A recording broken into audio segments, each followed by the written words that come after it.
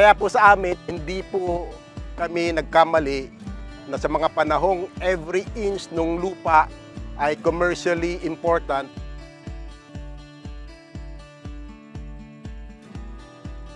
Kami po, kasama ng mga kamag-anak namin, ay nagdesisyon na ilubog namin part ng lupa namin para po sa ganito, para po sa komunidad natin, para po sa Pahamudin at sa mga residente po ng BARM in general. Maging ecotourism hub. Ito ang layunin ng mga nagkakaisang ahensya at grupo sa bayan ng Pahamudin sa pagsusulong ng Community Forest Lake sa Dato Binasing Pahamudin SGA BARM. Mula sa 30 ektaryang lupain ng mga residente ng bayan, napagdesisyonan na ilubog ito sa tubig at gawing lawa para makatulong sa hanap buhay at turismo ng bayan.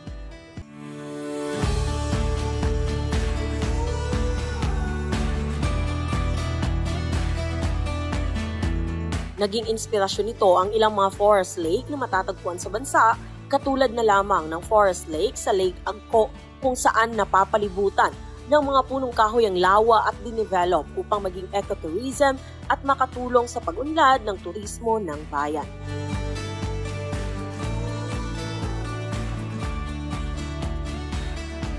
Subalit, iba ang disenyo ng Community Forest Lake ng Dato Binasing. Kung ang karamihan sa mga forest lake sa bansa ay natural-made, ang forest lake ng Dato Binasing ay man-made. Maalala ko, nung sinosurvey po namin ito para nga po dito sa bike lane, tinanong kami nung geodetic engineer. Tanong sa amin ay ganito, sabi niya, "Sir, seryoso po kayo? Gusto niyo pong ilubog yung mga lupa na ito?" Yung lupa na ito na yan, nalubog po sa tubig ngayon ay around 30 plus hectares. Nung una, medyo ambivalent yung mga kamag-anak namin kasi hindi pa nga nila makita yung significance ng yung part ng mga lupa dito. But lately, nung nagde-develop na siya into this one, nandun na yung excitement ngayon na eto pala yung sinasabing man-made lake na meron pang bike lane at may walkways. Ang gusto kong ipaliwanag din sa inyo ay yung Community Forest Park kasama yung water impoundment niya ay really intended para dun sa community natin sa Pahamudin. Ang host lang na barangay, ibig sabihin ang nagsakripisyo lang ng mga lupa yun dito sa Dato Binasing. Lalo na si Kap Johan. Yung lupa ng tatay nila, medyo malaki yung nalunod dito sa lupa nila. Of course, yung mga pinsan namin. Ito, mga magpipinsan to, first cousins na nalunod yung lupa. Ang intention ay yung tubig niya na ma-keep natin dito, ma-supply natin dun sa lower Baguer at saka part ng Balakayon. Yun ang susunod na gagawin. Yung tubig naman na na-impound dito, gagawin natin na kapaki-pakinabang doon sa mga tao na nandito. Ayon pa kay Atty. Nagib, ang pag-develop ng nasabing Community Forest Lake ay makakatulong din sa ekonomiya ng bayan. Sakali anyang matapos ang proyekto ay magkakaroon ng karagdagang pangkabuhayan ang mga nakatira sa paligid ng lawa. Plano kasi ng mga ito na gawan ng bike lane ang paligid ng lawa upang makadagdag ng atraksyon. Liban dyan, gagawan siya ng bike lane at saka walkway. Kaya tinataniman natin para medyo maging masilong yung walkway niya at saka bike lane. Pag na-complete ito, roughly nasa 11 kilometers ito eh. Pag umikot ka rito, kayang-kaya na napapawisin ka niya. So magiging attraction siya doon sa marami ng mga kaibigan ko na mga nagbabike. Yung association ng mga bikers sa Cotabato na nagtatanong kung pwede na sila. Ang kagandahan nun, pag nagpunta sila rito, gagastos yung mga yon. So yung mga may lupa na nandito, yung sinakripisyo nyo na lupa, makukonvert nyo yun doon sa, pwede kayo magtinda doon sa gilid para at least mabawi nyo yung nawala sa inyo na lupa. So meron pa rin siyang pakinabang. So yung community mismo, yung buong Pahamudin, pagka medyo gumanda yung tourism potentials niya, maraming pupunta. So yung income na gagastusin nila dito, lahat tayo makikinamang. Nawa ay mapaunlad natin at magiging yaman ng ating barangay at ng Pahamudin balang araw.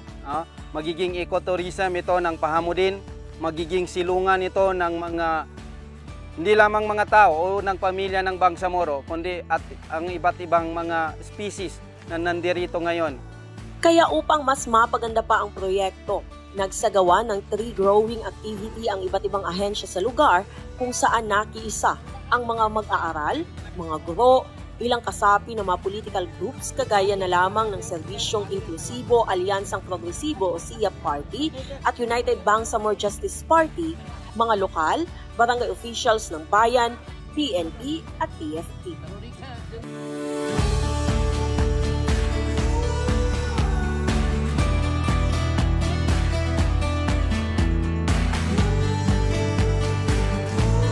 Abot naman sa 1,000 na mga puno ng nara ang naitanim na magbibigay ng lilim sa 11 kilometro na haba ng bike lane na planong gawin sa gilid ng lawa. Napapanahon din anya ang ginawang tree growing dahil gabi bago ang aktibidad ay bumuhos ang ulan maging pagkatapos ng pagtatanim ng mga nasabing nara trees. Una, yung tree planting activity natin, tree growing actually, gusto natin na hindi lang maitanim, kundi masigurado na mabubuhay yung itatanim natin. Kaya nag-provide din tayo ng bakod para pag natanim natin, babakuran natin para siguradong hindi kainin ng mga stray na animals. Pangalawa ay yung paglilinis dito sa man-made lake dahil mabilis yung growth ng water hyacinth. So napakalaking karangalan po ito sa ating mamamayan ng Pahamudin dahil ito po ay simbolo ng at ako'y naniniwala na ang pagkakaisa at pagtutulungan ay walang imposible na hindi po tayo aasenso lahat. Bukod naman sa tree growing ay nagsagawa rin ang mga ito ng cleanup drive kung saan nilinis ng mga volunteers ang makapal na water hyacinth sa lawa.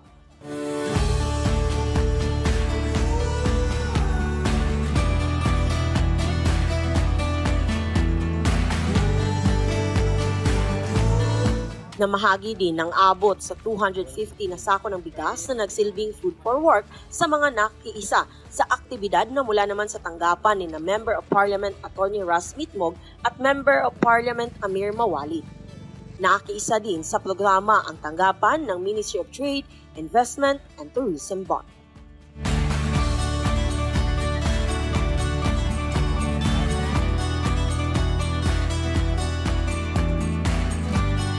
Mula dito sa Dato Binasing Pahamudin SGA Barm, kasama si Arwin Parcon, ako si Crisbel May Lorenzo para sa Kutang Bato News.